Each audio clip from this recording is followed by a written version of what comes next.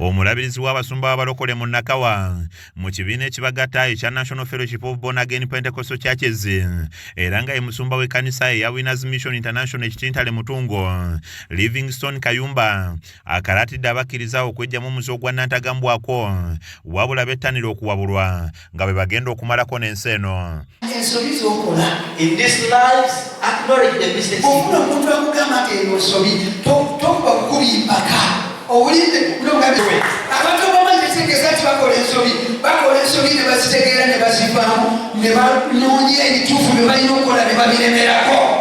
Ono okwogera bino asinzidde mu kusinza kwakulembeddemu olunaku olwaleero mu kkanisa eno ng'okubuulira kwe akwesigamiza ku kitabo kya Samwiri essuula ey'okusatu olunyiriri olusooka olwogera ku Sawulo ne Dawudi abaafuuka bannaggwano olw'okubeera wamu ne Katonda waabwe.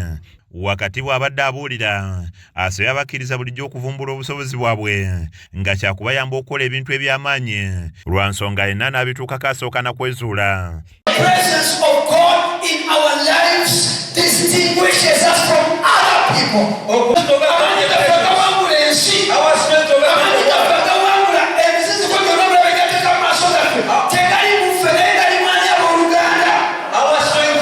Akuutidde abalokole okukola bye bakola n'amaanyi okwagala wamu n'ogoberera ennono zaabyo ng'olwo bwe bagenda okukira ku balala babikola n'abasaba n'okubizza mu buweereza bwabwe.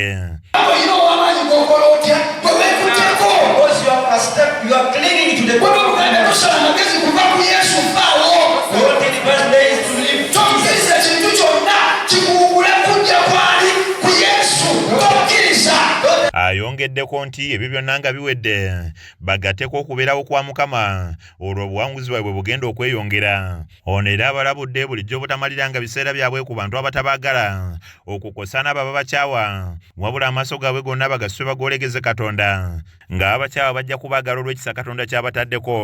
Bakukyawa nnyo wegende kusaba n'omwoyo mutukuvu ajja kukuwa abakukyawa bye beetaaga bajja kukwagala lwampaka. Bageno neri nga tebalaba gye babijja bamanye abirina balyoke bajje lwampaka babifune banagenda okuvaawo nga bafunye omukwano naawe. Kizza Peter yakusakidde eggulu lino ku lwa KSTV agaleero.